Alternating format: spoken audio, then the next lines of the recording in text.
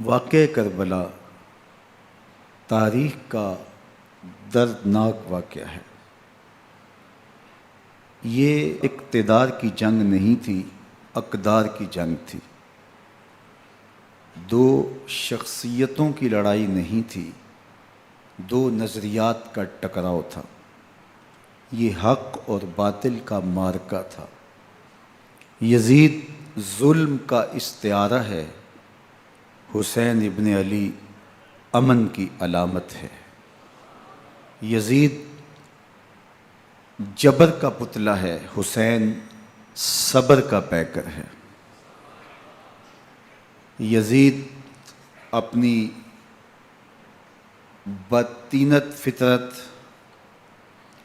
اور اپنی طبع ناہموار کے باعث دنیا پر ذلت و رسوائی، ظلم، جبر، جور و زیادتی کی علامت بن کے ابھرا، اور حسین ابن علی رضی اللہ تعالی عنہ حق و صداقت کا نشان بن کے ابھرا۔ کربلا کے تپتے ہوئے ریگزار میں حسینی اور یزیدی دو کردار سامنے آتے ہیں۔ اقبال نے کہا تھا، موسیٰ و فرعون و شبیر و یزید، ایند و قوت از حیات آید پدید، زندہ حق از قوت شبیری است، باطل آخر داغ حسرت میری است، سرخ رو عشق غیور از خون او، شوخی ای مصرع از مضمون او، تا قیامت قطع استبداد کر، موج خون او چمن ایجاد کر۔ یزید بہدل کی بیٹی محسون کا ناپاک بیٹا تھا، اور حسین محمد عربی کی بیٹی فاطمہ کا شہزادہ تھا۔ یزید دمشق کے اطراف میں سرجون اور جریر اختل جیسے اوباشوں کے جرمٹ میں پل کے جوان ہوا۔ حسین کے گھر کا دروازہ مسجد نبوی کے اندر کھلتا تھا۔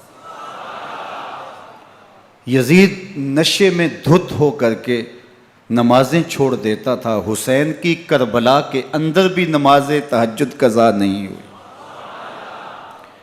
یزید ظلم کا دوسرا نام ہے، حسین امن کی علامت ہے۔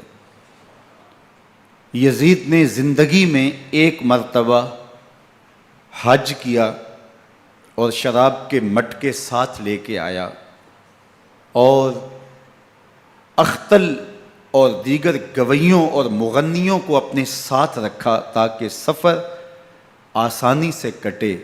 حسین ابن علی نے 25 حج سواری ہونے کے باوجود پیدل کیے۔ یزید حج بیت اللہ کے بعد مدینہ المنورہ آیا اور شراب کی ایک مجلس بپا کی۔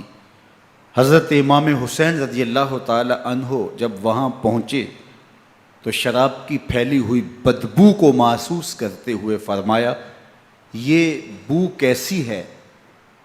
تو نشے میں دھت یزید بولا، یہ شام میں بنتی ہے، اور ایک جام منگوایا اور اس کو پیتے ہوئے دوسرا جام حضرت امام حسین رضی اللہ تعالی عنہ کی طرف بڑھاتے ہوئے کہا، ابا عبداللہ لیجئے۔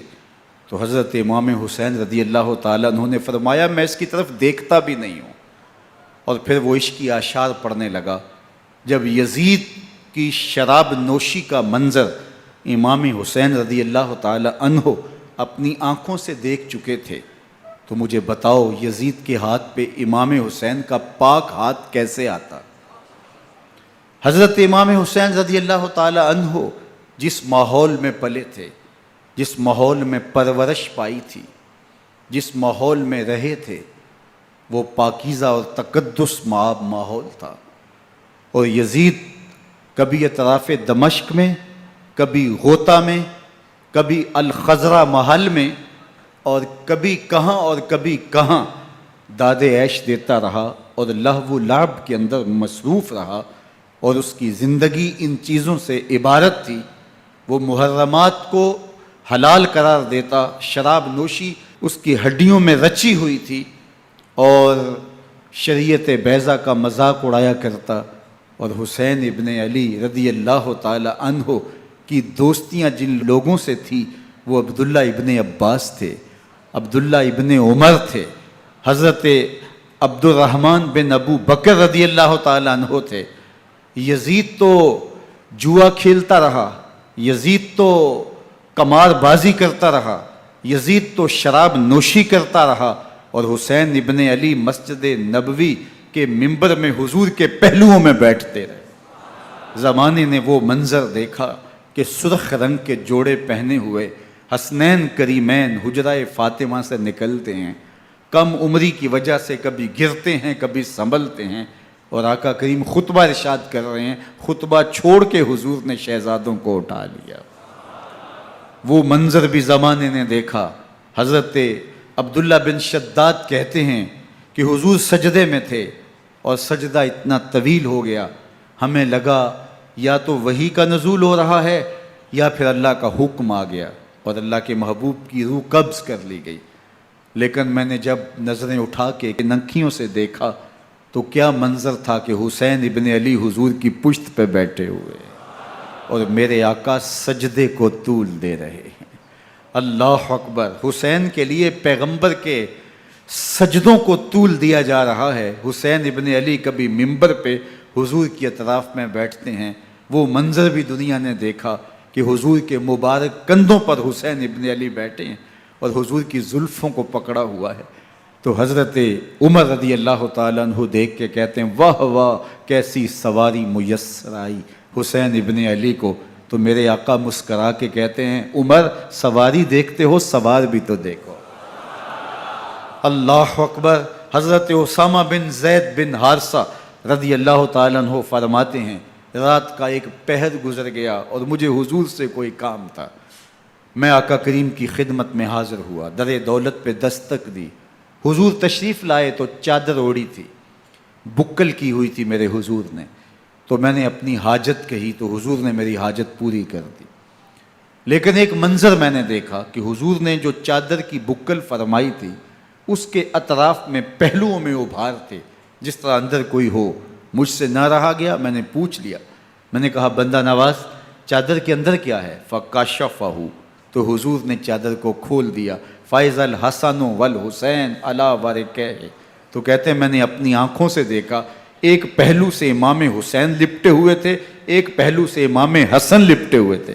فرمایا یہ میرے بیٹے ہیں، یہ میری بیٹی کے بیٹے ہیں، اے اللہ میں ان سے پیار کرتا ہوں، تو بھی ان سے پیار کر، جو ان سے پیار کرے اس سے بھی پیار کر۔ ان کی محبت کا درس دیا، ان کے پیار کا سبق پڑھایا، کہا ان سے پیار کرنے والا میرے سے پیار کرنے والا ہے، ان سے بغض رکھنے والا میرے سے بغض رکھنے والا ہے۔ ان کی تکلیف حضور کو بے چین کر دیتی تھی۔ حضرت سیدہ فاطمہ الزہرا رضی اللہ تعالی عنہ کے گھر کے قریب سے گزرے تو حضرت امام حسین کے رونے کی آواز آ رہی تھی، تو آقا کریم علیہ السلام نے فرمایا کہ فاطمہ حسین کو چپ کرواؤ، الا تعلمی ان بقاءہ یوزینی، تو جانتی نہیں حسین کا رونا مجھے دکھ دیتا ہے۔ حسین ابن علی کو حضور رونے نہیں دیتے تھے، ان کو دکھی نہیں ہونے دیتے تھے، کیونکہ رسول اللہ صلی اللہ علیہ وسلم جانتے تھے کہ یہ کتنے دکھ سہے گا، کتنی تکلیفوں سے گزرے گا اور کتنے مصائب سہے گا۔ زمانے نے وہ گھڑیاں بھی دیکھیں کہ حضرت حذیفہ بن یمان رضی اللہ تعالیٰ عنہ فرماتے ہیں کہ میں حضور کی خدمت میں نماز مغرب کی ادائیگی کے لیے حاضر ہوا، اور میں نے یہ اجازت خاص طور پہ اپنی ماں سے اس شرط پہ لی تھی کہ امی آپ مجھے اجازت دیں، میں حضور کی خدمت میں حاضر ہوتا ہوں، مغرب کی نماز بھی ادا کروں گا اور پھر حضور سے عرض کروں گا حضور میرے لیے اور میری ماں کے لیے بخشش کی دعا کر دیجئے۔ ماں نے اس شرط پہ اجازت دے دی اور میں حضور کی خدمت میں آ گیا، نماز مغرب ادا کی، سلام پھرا تو میرے دل میں آرزو تھی میں حضور سے عرض کروں حضور میرے لیے اور میری ماں کے لیے مغفرت کی بخشش کی دعا کر دیں، لیکن حضور عبادات میں ذکر میں نوافل میں ایسے مشغول ہوئے کہ میں آرزو رکھنے کے باوجود بھی عرض نہ کر سکا۔ خیر نماز عشاء کا وقت ہوا، اذان پکاری گئی، حضور مصلی پہ آئے، نماز پڑھی، سلام پھرا، تو میرے دل میں پھر خیال آیا کہ ماں سے ایک نماز کی چھٹی لی تھی، نمازیں بھی 2 ہو گئیں، ماں نے جاتے پوچھنا ہے حضور سے میرے لیے اور اپنے لیے مغفرت کی، بخشش کی دعا کروائی تھی، تو کیا جواب دوں گا؟ اور حضور اٹھے اور کاشانہ اقدس کی طرف چل دیے۔ اب میرے دل میں یہ خیال رہ کے آ رہا تھا کہ ماں کو کیا جواب دوں گا، میں تو حضور سے بخشش و مغفرت کی دعا کروا ہی نہیں سکا۔ جب حضور چل پڑے تو غیر ارادی طور پہ میں بھی حضور کے پیچھے چل پڑا۔ چلنے میں تھوڑی سی رفتار تیز ہو گئی، جس سے قدموں کی آہٹ پیدا ہوئی، تو جب آواز پیدا ہوئی تو حضور نے رخ پھیرے بغیر فرمایا من ھذا، میرے پیچھے پیچھے کون آ رہا ہے؟ پھر خود ہی کہا حذیفہ تو نہیں؟ تو میرا دل دھڑک رہا تھا، قلت نعم، میں نے کہا جی حضور میں حذیفہ ہوں۔ فرمایا ما حاجتک غفر اللہ لک ولامک، کیا کام ہے؟ اللہ تجھے بھی بخش دے، تیری ماں کو بھی بخش دے۔ اب جو کام تھا وہ جنبش لب سے پہلے ہی ہو گیا، یہاں تو لفظوں کا سہارا بھی نہیں لینا پڑتا، وہ بند لبوں کی بولیاں بھی سنتے ہیں۔ اقبال بولا ہے فروغت صبح آثار و دہور، چشم تو بی نندائے ما فی الصدور، تیری نظر تو سینوں کے چھپے راز بھی دیکھتی۔ تو کہا ما حاجتوں کا غفر اللہ لک ولامک، اللہ تجھے بخش دے، تیری ماں کی بھی مغفرت کر دے، کیا کام ہے؟ اب جو کام تھا وہ تو ہو گیا۔ تو میرے حضور نے ارشاد فرمایا حذیفہ سنو، ابھی ایک فرشتہ آیا ہے جو اس سے قبل دھرتی پر پہلے کبھی نہیں آیا، آج پہلی مرتبہ اللہ سے اجازت لے کے 2 کام کرنے آیا ہے، ایک تو مجھے سلام کرنے آیا ہے اور دوسرا خوشخبری دینے آیا ہے کہ آپ کی بیٹی فاطمہ جنتی عورتوں کی سردار ہے اور حسن اور حسین جنتی جوانوں کے سردار۔ ایک طرف یزید ناپاک میسون کا پلیت بیٹا اور ایک طرف محمد عربی کا نواسا، فاطمہ کے دودھ کا اثر، علی المرتضیٰ کے خون کی تاثیر، رسول اللہ صلی اللہ علیہ وسلم کے کندھوں پہ بیٹھنے والا۔ ایک دن حضور نے امام حسین رضی اللہ تعالیٰ عنہ کے ہاتھ پکڑ لیے اور ان کے پاؤں اپنے پاؤں پہ رکھے اور پھر فرمایا بیٹے آگے بڑھو، اور ان کے پاؤں حضور کی پنڈلیوں پہ آئے، پھر کہا بیٹے اور آگے بڑھو، حتیٰ کہ ان کے پاؤں حضور کی رانوں پہ آئے، پھر فرمایا بیٹا اور آگے بڑھو، تو ان کے پاؤں حضور کے مبارک بطن اقدس پہ آئے، پھر بازوں کو کھینچ کے اپنے قریب کیا اور حسین ابن علی کے منہ میں اپنی زبان رکھ دی، اور وہ اس طرح چوس رہے تھے جس طرح کھجور چوسی جاتی ہے۔ تو اللہ کے محبوب علیہ السلام نے حسین ابن علی کو اپنی زبان کا لعاب دہن دے کر کے، وہ شیر رحمت دے کر کے، وہ کوثر و تسلیم سے پاکیزہ تر آب رحمت عطا کر کے ان کی ہمیشہ کے لیے پیاس بجھا دی، تاکہ کل کربلا کے تپتے ہوئے ریگزار میں حسین ابن علی کو پیاس کی شدت تنگ نہ کرے اور پائے استقلال میں لغزش نہ آنے پائے۔ ان نازوں سے پالے ہوئے حسین کو، ان محبتوں سے پالے ہوئے حسین ابن علی کو امتحان بھی اتنے بڑے درپیش تھے۔ یاری تیری سونا پر ازمیشہ تیریاں اگ، سونا پرکھیا جاندہ ہے نال اگاں دے لگ۔ جتنا بڑا شخص ہوتا ہے اتنی آزمائشیں بھی بڑی ہوتی ہیں۔ پیغمبر رحمت کی آغوش میں کھیلنے والا، حجرہ فاطمہ کا جانشین، مصلی رسول کا وارث، منبر رسول صلی اللہ علیہ وآلہ وسلم پر حضور کے مبارک پہلو اور گود میں بیٹھنے والا حسین، حضور کی زبان چوسنے والا حسین، حضور کے کندھوں پہ سواری کرنے والا حسین، آقا کریم علیہ السلام کے مبارک سجدے کی حالت کے اندر حضور کی پشت پہ کھیلنے والا حسین، جس حسین کا دروازہ مسجد نبوی کے اندر کھلتا تھا اور یزید کی کرتوتوں کے چشم دید گواہ تھے۔ یزید جب تخت نشین ہوتا ہے تو اسے یہ فکر ہوتی ہے کہ امام حسین، عبداللہ بن زبیر، عبداللہ بن عمر، عبداللہ ابن عباس یہ میری بیعت کریں. اور وہ ولید بن عقبہ کو لکھتا ہے کہ ہر صورت میں ان کی بیعت لو، اور اگر بیعت نہ دیں تو سختی کرو. حضرت امام حسین رضی اللہ تعالی عنہ کو بلاوا آتا ہے کہ آپ کو دارالامارت میں گورنر ہاؤس میں بلایا جا رہا ہے. ولید بن عقبہ کا پیغام آپ کو پہنچتا ہے.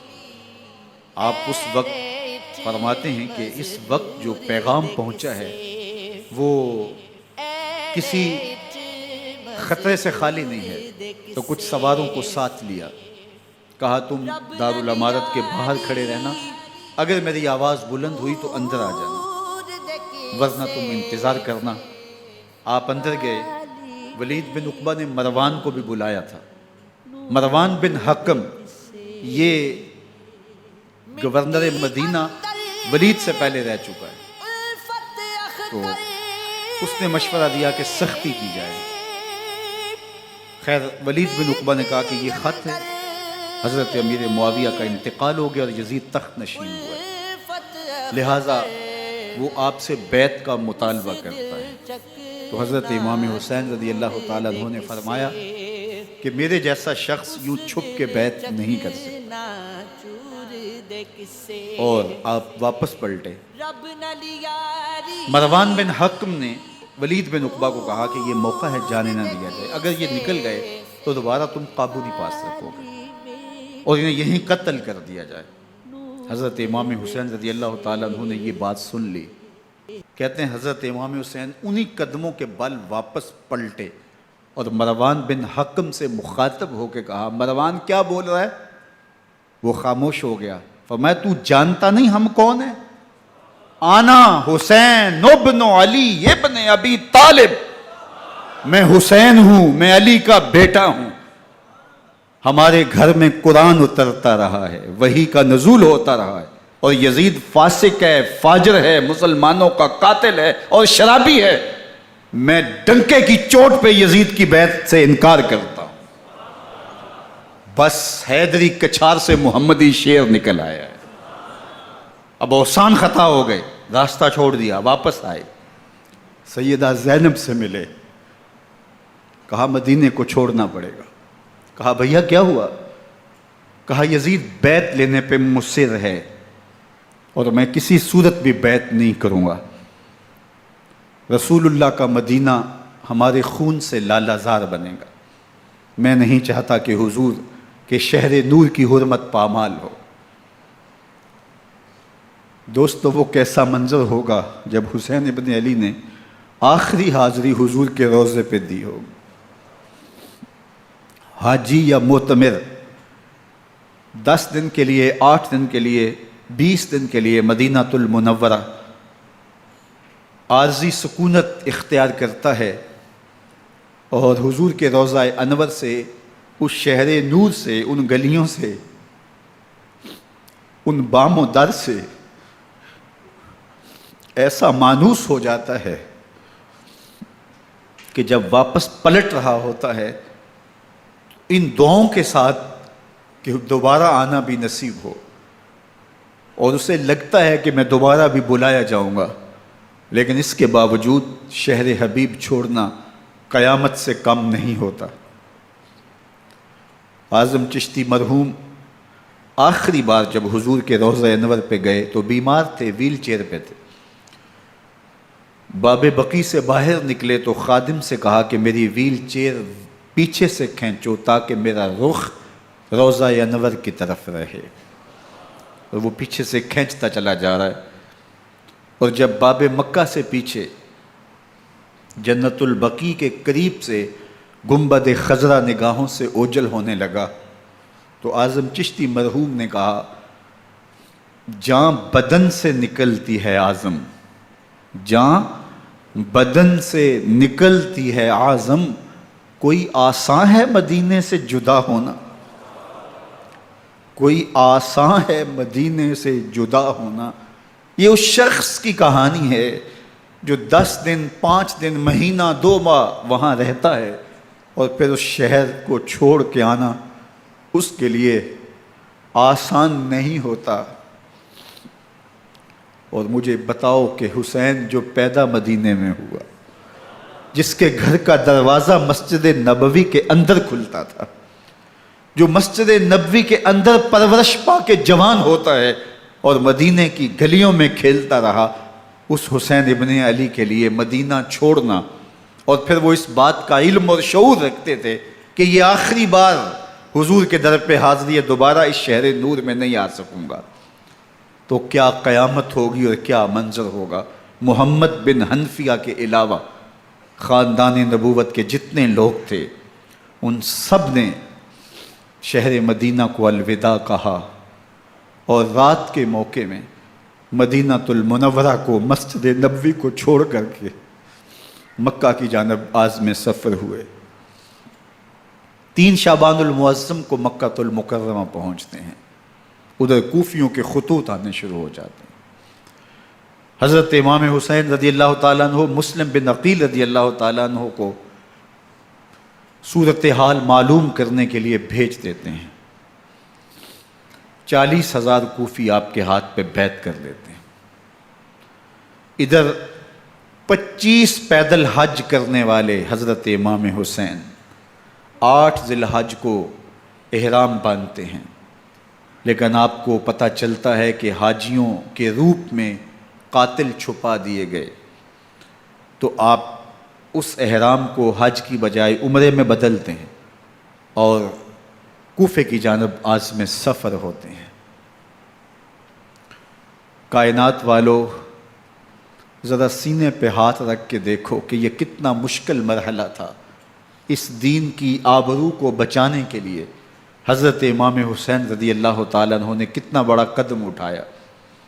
آپ کے بہی خواہ، دوست، احباب عبداللہ بن عمر یہ سارے روکتے ہیں۔ عبداللہ بن عباس کہتے ہیں حضرت نہ جائیے، الکوفی لا یوفی، کوفی کبھی وفا نہیں کرتے، آپ کے والد کو وہاں شہید کیا گیا، لیکن آپ ایک فرض کو نبھانے جا رہے ہیں۔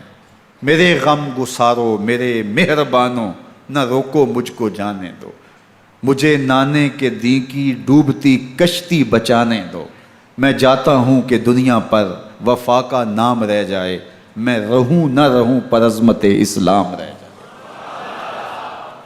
میں نہیں جاتا تو نبی کے گھر کی آن جاتی ہے، میں نہیں جاتا تو نبی کے گھر کی آن جاتی ہے، تمہارا دین جاتا ہے، میری غیرت ایمان جاتی ہے۔ حضرت امام حسین یہاں سے چلتے ہیں، ابھی راستے میں ہی پہنچتے ہیں کہ یہ خبر آتی ہے کہ کوفے والوں نے بے وفائی کر دی، حضرت مسلم بن عقیل رضی اللہ تعالیٰ عنہ کو شہید کر دیا گیا، نعمان بن بشیر معزول کر دیے گئے، ابن مرجانہ ابن زیاد وہاں متعین کر دیا گیا جو سخت گیر شخص تھا، اور اس نے لوگوں کو ڈرایا، دھمکایا، اور کوفے کے لوگوں کے دل بدل گئے اور وہ بیتیں توڑنے لگے۔ وہ منظر مسجد کوفہ کا کتنا دلگداز تھا۔ جب امام نماز کے لیے کھڑے ہوئے تو 40,000 لوگ آپ کے پیچھے تھا۔ جب سلام پھیرا اور امام نے دیکھا کہ پیچھے لوگ نہیں ہیں، پھر لوگوں نے اپنے دروازے بھی بند کر لیے۔ رات کی تنہائیاں ہیں اور حضرت مسلم بن عقیل کو کوئی پناہ دینے والا نہیں ہے۔ لوگوں نے دروازے بند کر لیے کہ کہیں ہمارے گھر میں نہ آ جائیں اور ہم مشقت اور حکومتی تشدد کا شکار نہ ہوں۔ کتنا دردناک لمحہ ہے حضرت مسلم بن عقیل رضی اللہ تعالیٰ عنہ پہ، اور پھر حضرت مسلم بن عقیل بے دردی سے شہید کر دیے جاتے ہیں۔ آپ ابھی راستے میں ہیں، یہ ساری کہانی پہنچتی ہے کہ حضرت مسلم شہید کر دیے گئے اور بے دردی سے شہید کر دیے گئے۔ وہ جنہوں نے خط لکھے تھے کہ ہم آپ کے ساتھ ہیں اور ہم منتظر ہیں، چشم برا ہیں، آپ کے قدموں کی چاپ سننے کے لیے بےتاب ہیں، آج انہوں نے بیتیں توڑ دی۔ 40,000 کوفی منحرف ہو گئے۔ مسجد کوفہ کا وہ منظر کس قدر روح کو تڑپا دینے والا تھا۔ ہم پچھلے سال عصر اور مغرب کے درمیان جب کوفہ پہنچے تو سورج ڈوبنے کے قریب تھا۔ میں نے اپنی زندگی میں اتنا اداس موسم کہیں نہیں دیکھا جتنا اداس موسم کوفے میں دیکھا۔ ایسے لگتا تھا جس طرح کوفے کی آب و ہوا آج بھی شرمندہ ہے۔ جو مسلم بن عقیل اور خاندان نبوت کے ساتھ اہل کوفہ نے کیا، حضرت امام حسین رضی اللہ تعالیٰ عنہ کو ان کے بہی خواہوں نے، اعزاء نے، اقربا نے، دوستوں نے، آوان و انصار نے، ساتھیوں نے کہا کہ حضرت حالات یکسر تبدیل ہو گئے، اب ہمیں مراجعت کر جانی چاہیے، واپس پلٹ جانا چاہیے۔ تو حضرت امام حسین کافی سوچ بچار میں رہے، پھر اس کے بعد آپ نے فیصلہ کیا کہ ہم آگے بڑھیں گے۔ دوستوں نے کہا کہ حضرت اگر آپ آگے بڑھیں گے تو ہمیں لگتا ہے کہ وہ آپ کے ساتھ سلوک اچھا نہیں کریں گے اور آپ بچوں کے سامنے پیاسے شہید کر دیے جائیں گے۔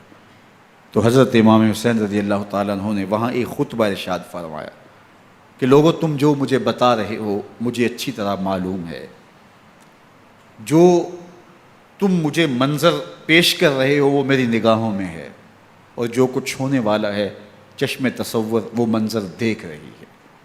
چونکہ حضرت امام حسین رضی اللہ تعالیٰ عنہ کی شہادت کی خبر حضرت امام حسین کے پیدا ہوتے ہی خاندان نبوت میں عام تھی۔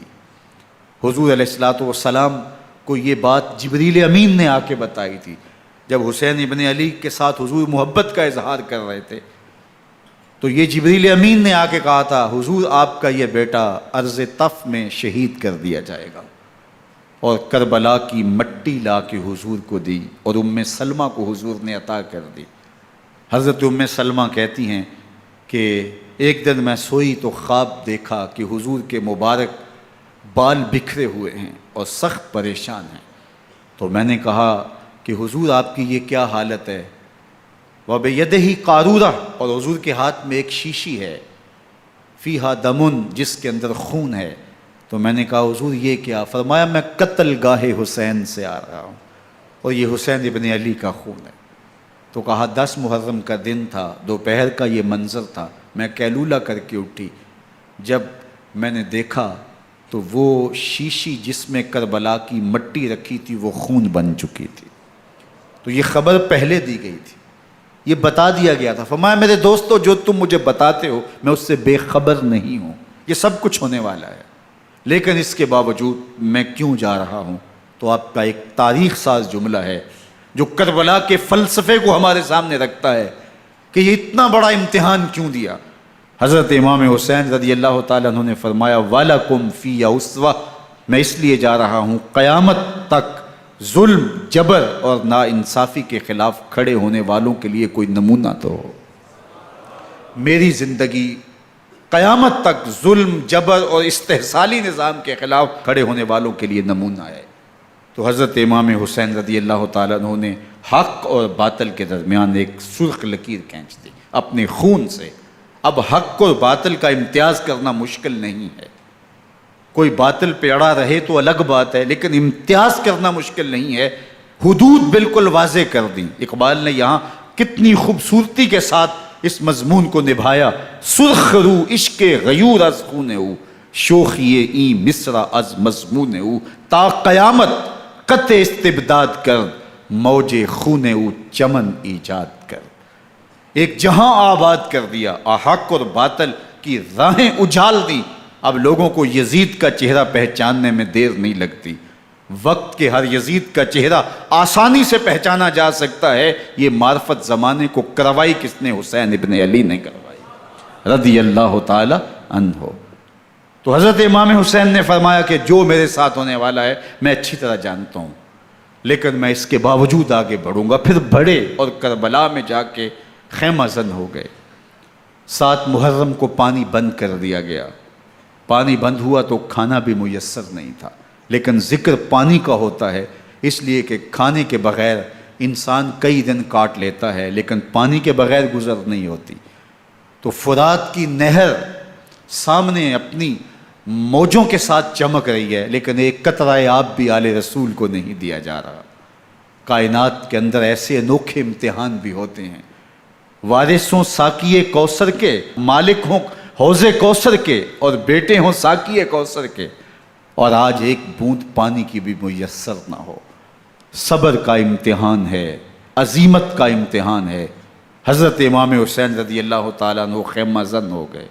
3 دن تک پانی بند رہتا ہے، 9 محرم کو رات کی تنہائی میں حملہ آور ہونا چاہتے ہیں، لیکن آپ نے کہا کہ ہمیں اللہ کے حضور عبادت اور ذکر کے لیے وقت دیا جائے۔ ساری رات ذکر میں گزرتی ہے، عبادات میں گزرتی ہیں۔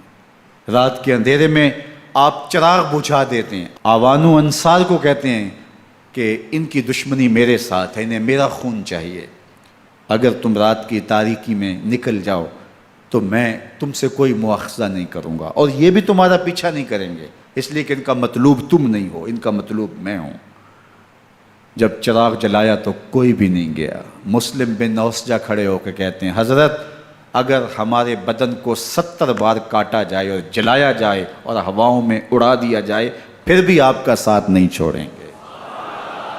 70 سال کے بوڑھے ہیں حبیب بن مظاہر، کہتے ہیں حضرت آپ کو چھوڑ کے جائیں کہاں، آپ کو چھوڑ کے جائیں کہاں؟ کوئی ساتھ چھوڑنے کے لیے تیار نہیں ہے۔ پیاس ہے، سخت گرمی ہے، کربلا کا ماحول ہے، 72 افراد اور خاندان کی خواتین میدان کربلا میں خیمہ زن ہیں۔ دوسری طرف لشکر اعداء اشقیا 22,000 کی تعداد میں مقابلے میں، ایک روایت 30,000 کی ہے۔ ان صرف 72 پیاسے لوگوں کے لیے اتنے لوگوں کو جمع کرنے کا مقصد خوف زدہ کرنا تھا۔ شرط ہے کہ یا یزید کی بیعت کر لیں، محاصرے توڑ دیں گے، پانی دستیاب ہوگا، اعزاز و اکرام سے نوازا جائے گا، خزانوں کے منہ کھول دیے جائیں گے۔ لیکن حسین ابن علی کہتے تھے سب کچھ لٹ جائے گا، باطل کے ہاتھ پہ ہاتھ نہیں رکھوں گا۔ اللہ اکبر۔ اب صبح طلوع ہوتی ہے، عاشور کا دن چڑھتا ہے، سورج اپنی پوری تمازت کے ساتھ گرمی برسا رہا ہے۔ آج خاندان نبوت کا امتحان زمانے نے دیکھنا ہے۔ رسول اللہ کا لعاب چوسنے والا اس کے صبر کا آج امتحان ہے۔ حضور کے کندھوں پہ کھیلنے والے حسین کا آج امتحان ہے۔ اللہ اکبر۔ حسین ابن علی تمام حجت کرتے ہیں میں نے تمہارا کچھ نہیں بگاڑا، میں نے کسی کا خون نہیں کیا، میں نے کوئی زیادتی نہیں کی، تم کیوں میرے قتل کے در پہ ہو؟ تم جانتے نہیں میں کون ہوں؟ میں تمہارے نبی کا نواسا ہوں، رسول اللہ صلی اللہ علیہ وآلہ وسلم کے کندھوں پہ کھیلتا رہا ہوں، حضور کا لعاب چوستا رہا ہوں، اور میں بوسہ گاہ رسول صلی اللہ علیہ وآلہ وسلم ہوں۔ لیکن ان اشقیاء کے دل پر کوئی چیز اثر انداز نہیں ہوتی۔ ایک ہور ہے، اللہ اس کے دل میں نرمی ڈالتا ہے۔ پہلے تو امام حسین کو گھیر کے لے کر کے آتا ہے، لیکن بعد میں وہ قافلہ یزید سے قافلہ حسین کی طرف آ جاتا ہے۔ امام حسین فرماتے ہیں تو دنیا میں بھی ہور ہے، آخرت میں بھی ہور ہے، آزادی مل جاتی ہے۔ باقی 22,000 کا لشکر جرار امام حسین کے قتل کے در پہ ہے۔ پھر تاریخ نے خاندان نبوت کا وہ انوکھا امتحان دیکھا۔ حضرت امام حسین کے بچے بالخصوص خواتین پیاس کی شدت میں حلق خشک ہیں۔ حضرت سکینہ تڑپ کے اپنے باپ سے کہتی ہیں کہ مجھے 6 ماہ کے علی اصغر کی پیاس نہیں دیکھی جا رہی۔ بچے کو ہاتھوں پہ اٹھاتے ہیں اور نہر فرات کے کنارے پہنچ کے فرماتے ہیں اشقیاء سے مخاطب ہو کے تمہارا معاملہ میرے ساتھ ہے، اس 6 ماہ کے بچے نے تمہارا کچھ نہیں بگاڑا، اور چلو بھر کے اس کا حلق سیراب کرنا چاہتے ہیں۔ ایک 2 شاخہ تیر آتا ہے جو حضرت علی اصغر کے گلے کو چیر دیتا ہے۔ راوی لکھتے ہیں کہ وہ عام تیر نہیں تھا، جانوروں کو شکار کرنے کے لیے جو بڑے تیر ہوتے ہیں وہ 2 شاخہ تیر تھا۔ وہ گردن کو کاٹ دیتا ہے، خون بہنے لگتا ہے، گردن لٹک جاتی ہے۔ حضرت امام حسین وہ بہتا ہوا خون اپنے چلو میں لیتے ہیں اور آسمان کی طرف اچھال کے کہتے ہیں مالک حسین کی یہ قربانی بھی قبول فرما۔ یہ تماشا لب بام نہیں ہے۔ بچہ بیمار ہو، ڈاکٹر جواب دے دیں، ماں باپ کے ہاتھ پھول جاتے ہیں۔ زندگی کی سانسیں ابھی چل رہی ہوتی ہیں، لیکن ڈاکٹر کہے کہ یہ میرے بس کا روگ نہیں ہے، کہیں اور لے جاؤ، تو زندگی کا لف و نشر غیر مرتب ہو جاتا ہے۔ میں سلام پیش نہ کروں حسین ابن علی کو، 6 ماہ کا علی اصغر ہاتھوں میں دم توڑتا ہے، گردن لٹک جاتی ہے، خون بہہ رہا ہے۔ اب خیموں کی طرف بڑھ رہے ہیں، لیکن زبان پہ شکایت نہیں ہے۔ کہتے ہیں مالک حسین کی یہ قربانی قبول کر لے۔ اب خیموں کی طرف آنا، شہر بانوں ام رباب سیدہ زینب حضرت سکینہ سلام اللہ علیہا کا سامنا کوئی آسان کام نہیں تھا، لیکن حسین ابن علی آتے ہیں، شہزادے کو یہاں خیموں کے قریب رکھ کے کہتے ہیں کہ یہ حوض کوثر سے سیراب ہو گیا ہے۔ اللہ اکبر، کوہرام مچ جاتا ہے خیموں کے اندر، کیا منظر ہوگا اور ان کو کن الفاظ کے پیرائے میں ڈھال کر کے ان کیفیات کو بیان کیا جا سکتا ہے جو اہل بیت کے خیموں کے اندر علی اصغر کی شہادت کے بعد کا منظر رقم ہو رہا ہوگا۔ اللہ اکبر، ادھر اشکیا آوازیں دے رہے ہیں، مبارزت کے لیے پکار رہے ہیں۔ زمانے نے پھر وہ منظر بھی دیکھا کہ جوان بیٹے کو 18 سال کی کمائی حضرت امام حسین میدان عمل میں بھیج رہے ہیں۔ وہ علی اکبر جو حسین کا نور نظر ہے، آنکھوں کا قرار ہے، دل کی تسکین ہے۔ اور پھر حضرت علی اکبر جب گھوڑے کی زین سے فرش زمین پہ گرتے ہیں تو باپ کو آواز دیتے ہیں، اور حضرت امام حسین جو ہے وہ آگے جا کے بیٹے کی لاش اٹھاتے ہیں۔ اللہ اکبر، 18 سال کے بیٹے کی لاش کو کندھوں پہ اٹھا کے خیموں تک لاتے ہیں اور ہاتھ پھیلا کے کہتے ہیں مالک حسین کی یہ قربانی بھی قبول فرما۔ کبھی قاسم بن حسن کی لاش اٹھا کے لاتے ہیں، کبھی اون و محمد کی لاشیں اٹھا کے لاتے ہیں، بھتیجوں کی، بھانجوں کی، بھائی عباس کے کٹے ہوئے بازو اور زخموں سے چھدا ہوا لاشا۔ کیا کیا قیامتیں تھیں جو اس کربلا کے ایک میدان کے اندر نہیں توڑی گئیں۔ حضرت امام حسین پر دکھ پہ دکھ، تکلیفوں پہ تکلیفیں۔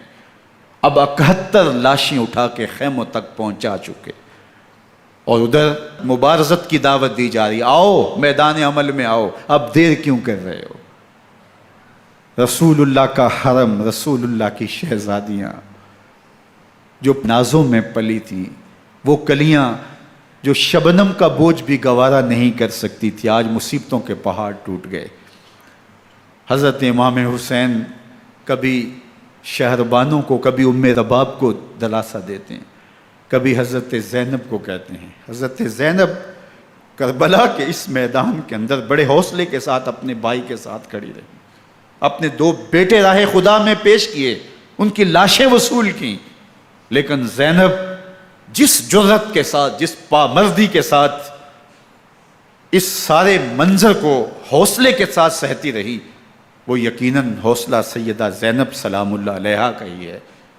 لیکن یہ وہ منظر تھا کہ زینب کا دل بھی ڈول گیا جب حسین ابن علی گھوڑے پہ بیٹھنے لگے اور ان کو گھوڑے میں بٹھانے والا کوئی نہیں تھا، اور جو بھی سوار جاتا پھر واپس اس کی لاش ہی آتی اور حسین ابن علی لے کے آتے۔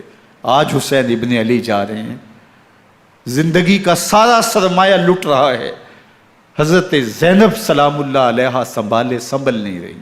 حضرت امام رضی اللہ تعالیٰ عنہ اٹھے اور آپ نے حضرت زینب کو صبر کی تلقین کی اور کہا کہ صبر ہی بہترین ذریعہ ہے اور اللہ کی قربت کا ایک بہترین سبب ہے، اور ان کو صبر کی تلقین کرتے ہوئے فرمایا کہ میرے بعد تم نے اس ذمہ داری کو سنبھالنا ہے اور ان مخدرات اسلام کی، ان شہزادیوں کے پردے کی تم نے حفاظت کرنی ہے۔ اور پھر گھوڑے کی زین کس کے امام حسین لشکر اشکیا کی طرف بڑھتے ہیں۔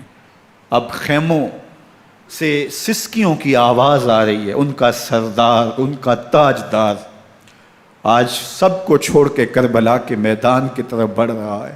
جرم کیا کیا، قصور کیا کیا، اس نے کیا زیادتی کی کہ آج نیزوں اور انیوں کے مقابلے میں 22,000 کا لشکر حضرت امام حسین پہ ٹوٹ پڑتا ہے۔ آپ پھر اتمام حجت کرتے ہیں، میں نے کسی کو قتل نہیں کیا، خون ناحق نہیں بہایا، میرے خون کے درپے کیوں ہو، اپنی آخرت کیوں برباد کرتے ہو، تم جانتے نہیں میں کون ہوں، میں تمہارے نبی کا نواسا ہوں۔ لیکن ابن زیاد کہتا ہے مقابلے میں آؤ۔ پھر حضرت امام حسین رضی اللہ تعالیٰ عنہ مقابلے میں آتے ہیں، اور جب گھوڑے کو ایڑ لگا کے دشمن اشقیاء پہ ٹوٹتے ہیں تو پھر ایسا منظر ہوتا ہے کہ وہ بھیڑ بکریوں کی طرح آگے بھاگتے ہیں۔ 71 زخم کلیجے پہ لیے شجاعت کا یہ پیکر جب میدان میں آتا ہے، آواز آتی، یہ کون ذی وقار ہے، بلا کا شاہ سوار ہے، لباس ہے پھٹا ہوا غبار سے اٹا ہوا، تمام جسم نازنی چھدا ہوا کٹا ہوا، یہ نبی کا نور عین ہے، یہ بالیقین حسین ہے، یہ حسین ابن علی ہیں رضی اللہ تعالیٰ عنہ۔ پھر چاند بادلوں میں گھر جاتا ہے، شامی ہنڈے تیر برساتے ہیں، تلواروں سے آپ کے بدن پر ضربیں لگاتے ہیں اور نیزوں سے آپ کے بدن کو پرو دیتے ہیں۔ جب آپ کا پیراہن بعد میں اتارا گیا تو آپ کے پیراہن میں 122 سوراخ تیروں کے تھے، 33 زخم تلواروں کے اور 34 گھاؤ نیزوں کے تھے۔ جب گھوڑے کی زین سے فرش زمین پر آئے، بدن چھلنی تھا، زخم زخم سے خون بہہ رہا تھا، 3 دن کا پیاسا حسین، اللہ اکبر، بدن زخموں سے چور، 71 لاشیں کلیجے پہ لیے، مخدرات اسلام کے پردے کا خیال دل میں الگ ہے، لیکن گھوڑے کی زین سے جب فرش زمین پہ امام حسین آتے ہیں، زبان پہ ہائے نہیں، نالا و شیون نہیں، چیخ و پکار نہیں، آتے ہی پیشانی سجدے میں رکھتے ہیں اور پکارتے ہیں اللہم ردن بقضائک و صبرن علی بلائک تسلیما لامرک سبحان ربی الاعلی۔ مالک گھر لٹا کے، بچے لٹا کے، خاندان سب کچھ قربان کر کے، اپنے بدن کو زخموں سے چھلنی کروا کے، تیروں اور نیزوں کی انیوں سے اپنے آپ کو زخمی کروا کے، تیرے حضور سر جھکا کے یہ اقرار کرتا ہوں کہ حسین تیری تقدیر پہ راضی ہے، مالک تو بھی بتا، تو بھی حسین پہ راضی ہوا ہے کہ نہیں ہوا؟ آواز آ رہی ہے، اس پیاسے پر علی شیر خدا کو ناز ہے، اس نواسے پر محمد مصطفیٰ کو ناز ہے، اوروں نے بھی سجدے کیے پر اس کا عجب انداز ہے، اس نے وہ سجدہ کیا جس پر خدا کو ناز ہے۔ حسین ابن علی رضی اللہ تعالیٰ عنہ کا سر انور دستے قاتل نے تب کاٹا جب وہ سجدے میں جھکا ہوا تھا۔ یزید نے کہا میں بیعت لوں گا، امام حسین نے کہا کبھی بھی نہیں دوں گا، یہ سر کٹ سکتا ہے جھک نہیں سکتا۔ سر کاٹ کے نیزے کی نوک پہ چڑھا دیا گیا اور یہ اس بات کا اعلان تھا کہ ہم جیت گئے اور حسینی ہار گئے، اور لشکر یزید میں غوغا مچ گیا، نقارے بجنے لگے کہ ہم جیت گئے، دیکھو امام حسین شہید کر دیے گئے، اور سر کاٹ کے نیزے کی نوک پہ چڑھایا گیا۔ لیکن لشکر یزید سے ہی آواز آئی یہ کیسا سر ہے جو کٹ کے بھی سر بلندی ہے، کٹ گیا ہے پھر بھی اونچا ہے، اللہ اکبر، یہ سر سجدے میں کٹا ہے، رب کے حضور عبادت کی حالت میں کٹا ہے، حسین آج بھی سجدے میں ہے، اللہ اکبر، حسین آج بھی سجدے میں ہے، بلکہ کٹے ہوئے سر کا رخ زمین کی جانب تھا اور کٹی گردن آسمان کی طرف، یوں نیزے پہ پرویا گیا، اللہ اکبر۔ ایک شاعر نے نقشہ کھینچا، بآنکھ سر نیزے پہ اور سوئے زمیں ہے روح، یعنی سجدہ ثانی کی ہے آرزو۔ رکعت کے 2 سجدے ہوتے ہیں، ابھی ایک سجدہ ہوا تھا کہ دست قاتل نے سر کاٹ دیا، کہا حسین کی پیشانی میں دوسرے سجدے کی تمنا مچل رہی ہے۔ یہ تھا حسین ابن علی کا سجدہ، ساری زندگی رب کے حضور سجدہ قضا نہیں ہونے دیا۔ آج پانی نہیں ہے، اللہ اکبر، آج تیمم کر لیتے ہیں، آج اپنے خون کو اوڑھ کر کے حسین نے اپنی پیشانی اپنے مالک کے حضور جھکا کر کے عظیمت کی وہ انوکھی داستان رقم کر دی کہ صدیاں گزرنے کے باوجود بھی ان کی یادوں کے چراغ روشن ہیں۔ جب حضرت امام حسین اور دوسرے آیان و انصار کو شہید کر دیا گیا تو ان کے سر نیزوں کی نوک پہ چڑھا دیے گئے، حضرت امام حسین کا کٹا ہوا سر اور باقی 71 افراد کے کٹے ہوئے سر نیزوں کی نوک پہ، اور 10 سواروں کو ابن سعد نے کہا کہ ان کو رون دو، اور گھوڑوں کی ٹاپوں تلے حضرت امام حسین رضی اللہ تعالیٰ عنہ اور ان کے آوان و انصار کو جو ہے وہ روندا گیا، حتیٰ کہ ان کی استخوان مبارک، ان کی ہڈیاں بھی چور چور ہو گئیں۔ روننے سے قبل ان کا لباس اتار لیا، ان کے کپڑے اتار لیے گئے۔ اللہ اکبر، کیسی دردناک گھڑیاں تھیں۔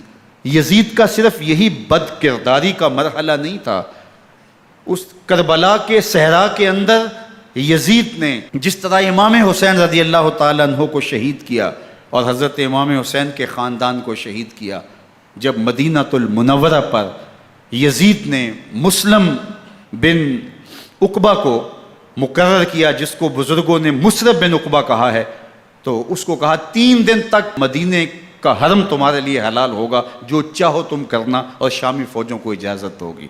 تو وہاں بھی انہوں نے 10,000 تابعین اور 700 صحابہ کو شہید کیا۔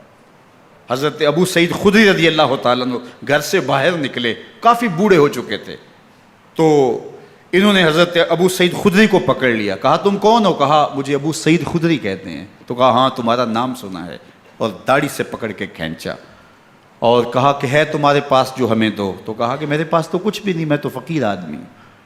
تو ان کے گھر ان کو لے گئے، تو 2 کبوتر رکھے تھے حضرت ابو سعید خدری نے، تو وہ کبوتر لوٹ کے لے گئے۔ اللہ اکبر۔ حضرت ابن سنان رضی اللہ تعالیٰ عنہ کو، جو حضور کے علم بردار تھے فتح مکہ کے دن، ان کو ستو پہلے پلائے اور پھر ان کی گردن کاٹی گئی، اور کہا یہ ہیں وہ ستو جو تم زندگی میں آخری بار پیو گے۔ ایک گھر میں داخل ہوئی شامی فوج، تو ایک خاتون کے ابھی ابھی بچہ پیدا ہوا تھا، اور قابلہ نے، دائیہ نے، وہ بچہ ماں کی چھاتی پہ لٹایا، اور وہ ماں کا پہلا دودھ پی رہا تھا۔ تو یہ جا کے کہنے لگے نکالو تمہارے پاس جو کچھ ہے۔ تو اس خاتون نے کہا تم جانتے ہو یہ بچہ کون ہے؟ تو انہوں نے کہا ہم نہیں جانتے۔ کہا یہ حضرت ابن ابی کبشہ انماری رضی اللہ تعالیٰ عنہ کا بچہ ہے، اور یہ وہ صحابی ہیں کہ جو بیت الشجرہ کے موقع پہ حضور کے ہاتھ پہ بیعت کرتے ہیں۔ انہوں نے اس چیز کا لحاظ نہ کیا کہ جو کچھ ہے وہ ہمیں دو ورنہ تیرے بچے کو نہیں چھوڑیں گے۔ تو ماں بچے سے مخاطب ہو کے کہتی ہے، ابھی بچہ پیدا ہوا ہے اور ماں سے پہلا دودھ پی رہا ہے، کہ بیٹے اگر میرے پاس کچھ ہوتا، وہ قیمتی سے قیمتی چیز بھی ہوتی، تیری جان کے لیے قربان کرتی، لیکن اس وقت میرے پاس کچھ ہے نہیں۔ تو ایک شکی آگے بڑھا اور بچے کو ایک ٹانگ سے پکڑ کے کھینچ کے دیوار کے ساتھ پٹک کے مارا، جس سے دماغ کا بھیجا نکل گیا۔ کیا کیا زیادتیاں نہیں کی۔ 700 صحابہ حرہ کے واقعہ میں شہید کیے یزید نے، اور 10,000 تابعین شہید کیے۔ مسجد نبوی میں ممبر رسول کے ساتھ گھوڑے باندھے، اور وہ ممبر رسول اور مصلی رسول کے قریب لید کرتے رہے۔ حضرت سعید بن المسیب فرماتے ہیں میں نابینا تھا اور حضور کے روضہ انور کے پاس بیٹھا تھا، اور یزید کے سپاہی آتے، جو بھی مسجد میں نظر آتا پکڑ کے لے جاتے، مجھے نابینا سمجھ کے چھوڑ دیتے، لیکن میں پریشان تھا کہ ظہر کا وقت ہوگا، عصر کا وقت ہوگا، مغرب عشاء کا وقت ہوگا، نہ اذان، نہ اقامت، نہ جماعت، تو کیسے مجھے پتہ چلے گا کہ نماز کا وقت ہو گیا، اور کیسی میری نمازوں کا کیا بنے گا؟ میں اس فکر میں بیٹھا تھا۔ لم ازل اسمع الاذان والاقامت من قبر رسول اللہ صلی اللہ علیہ وآلہ وسلم۔ فرماتے ہیں جب بھی پھر نماز کا وقت آیا، گنبد خضرا سے اذان کی بھی آواز آئی، اقامت کی بھی آواز آئی۔ 3 دن تک مسجد نبوی کے اندر گھوڑے بندے رہے، اور مدینہ کی حرمت پامال کی۔ مدینہ کے گھروں کے اندر یہ بدکماش داخل ہوئے، اور جو بدکاریاں انہوں نے کی کلیجہ منہ کو آتا ہے۔ 1002 شیزائیں ان بدکاروں کی بدکاریوں کی وجہ سے کنواری حالت کے اندر حاملہ ہوئی۔ 3 دن تک مدینے کا حرم انہوں نے پامال کیا، اور پھر مکہ المکرمہ میں کعبۃ اللہ پر گولے برسائے، اور کعبہ کا غلاف جل گیا۔ وہ تو یزید مر گیا، اور حضرت عبداللہ ابن زبیر رضی اللہ تعالیٰ عنہ نے اپنی خلافت کا اعلان کیا۔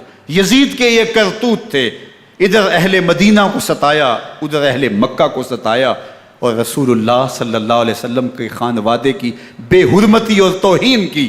نہ صرف انہیں قتل کیا گیا، ان کی لاشوں پہ گھوڑے دوڑائے۔ ابن سعد اور شمر جو ہے وہ خیموں میں داخل ہوا، اور مخدرات اسلام کی چادریں چھیننے کی کوشش کی۔ حضرت زینب سلام اللہ علیہ نے مخاطب ہو کے کہا ہمارے چہرے کے رکھوالے چلے گئے ہیں، ظالم تو خیال نہیں کرتا ہم رسول اللہ کی بیٹیاں ہیں۔ حضرت شہربانو، حضرت زین العابدین اور حضرت زینب سلام اللہ علیہ، ان تینوں کو ایک اونٹ پہ باندھا گیا، اور باقی اونٹوں پہ باقی سادات کو، حضور کی شہزادیوں کو باندھا گیا، رسیوں میں جکڑا گیا، اور اونٹوں پہ باندھ کر کے کوفے کی جانب آگے آگے شہیدوں کے سر چل رہے ہیں، اور پیچھے یہ قافلہ چل رہا ہے۔ اور جب یہ قافلہ وہاں سے گزرا جہاں لاشیں پڑی تھیں، امام زین العابدین 14 سال کے تھے اور بیمار تھے، اور ان کا حوصلہ نہ ہوا، وہاں غشی ان کے اوپر آنے لگی، اور وہ منظر ابن کثیر نے، باقی لوگوں سب نے لکھا ہے کہ پھر جب ان کی یہ حالت ہوئی تو پھر سیدہ زینب سلام اللہ علیہ، جنہوں نے ابھی تک بڑے حوصلے کے ساتھ ساری مشکلات کا مقابلہ کیا تھا، اب ان کے بندھن ٹوٹ گئے اور آنکھوں سے آنسو بہنے لگے، اور سیدہ زینب نے امام حسین رضی اللہ تعالیٰ عنہ کی لاش پہ کھڑے ہو کے، اور وہ روندی ہوئی لاش، ٹوٹی ہوئی ہڈیاں، اور وہ برینا بدن، کٹا ہوا سر نیزے کی نوک پہ، اور لاش یہ پڑی ہے، تو حضرت سیدہ زینب نے مدینے کی طرف منہ کر کے جو ہے وہ حضور سے فریاد کی، یا محمد آہو، یا محمد آہو، ھذا حسین بالآراء مزمل بالدماء، یا محمد آہو بناتوں کا سبایا۔ یا رسول اللہ، اے پیارے آقا، یا جد آہو، اے ہمارے نانا محترم، یہ دیکھیے آپ کا حسین پڑا ہوا ہے، بدن سے کپڑے اتار لیے گئے، خاک ہوائیں اڑا رہی ہیں، اور اس کے اوپر چادر جو ہے وہ مٹی کی پڑ گئی ہے۔ حضور آپ کی اولاد کاٹ دی گئی، اور پھر کہا بناتوں کا سبایا، حضور دیکھیے آپ کی بیٹیوں کے ہاتھ باندھ دیے گئے ہیں، اونٹوں پہ کس دیا گیا ہے، سر شہیدہ آگے آگے چل رہے ہیں، اور حضرت سیدنا امام حسین کا آگے آگے سر ہے۔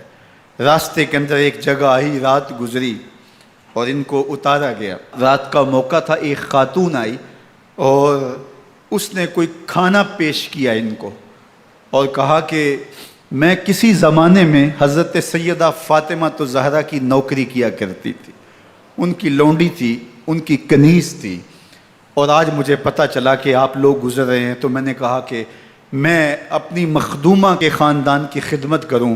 اور پھر اس نے کہا کہ اس وقت سیدہ کی گود میں ایک 6-7 ماہ کی بچی تھی جس کو زینب کہا کرتے تھے، تو سیدہ زینب نے کہا کہ اماں اگر پہچانتی ہو تو وہ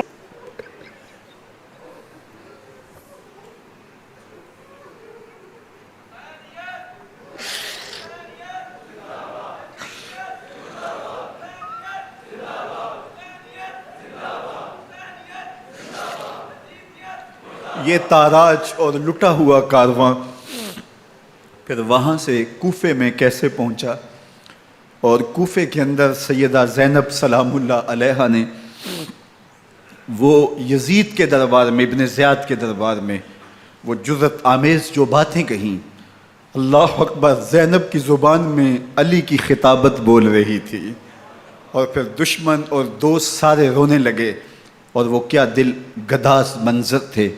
اور پھر یہ سروں کا قافلہ اور سادات کرام کا مشکیں کسی ہوئی ہیں اور اونٹوں پہ باندھے ہوئے، ان کو وہاں سے پھر قادسیہ اور قادسیہ سے پھر دمشق یزید کے دربار میں پہنچایا گیا، اور وہاں سے یہ لٹے ہوئے خانمہ برباد تاراج لوگ مدینہ المنورہ میں کیسے پہنچے، اور اہل مدینہ نے کیسے استقبال کیا، اور وہ منظر کتنا دلگداز تھا جب اہل مدینہ زینب سے پوچھتے تھے زینب حسین کہاں ہے؟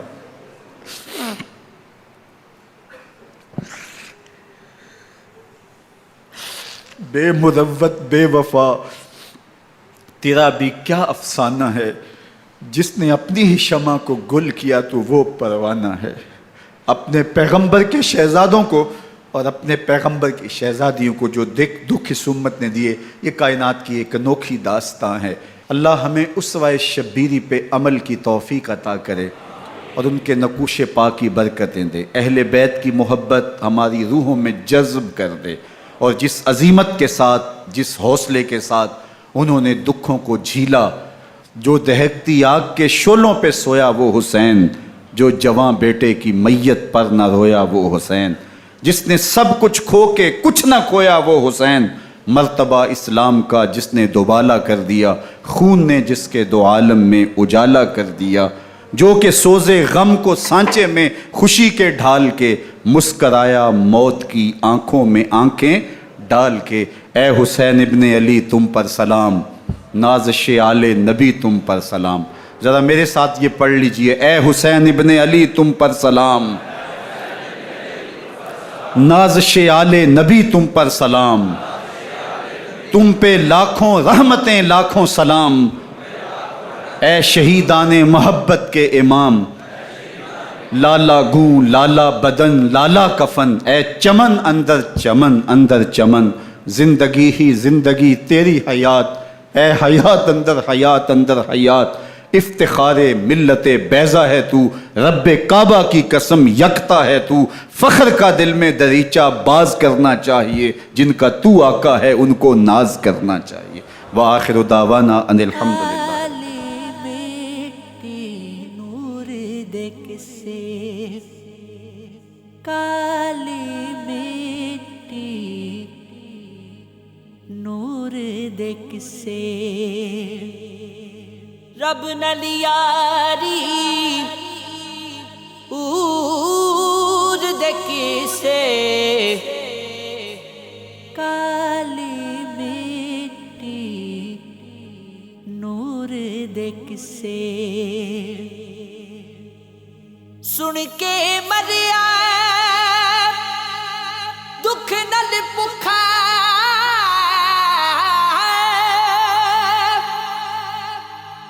سن کے مریا دکھ نال بکھا، منو سلوا تور دے کسے، منو سلوا تور دے کسے، رب نال یاری اور دے کسے، کالی مٹی نور دے کسے، رج کے روٹی دے تو ربا،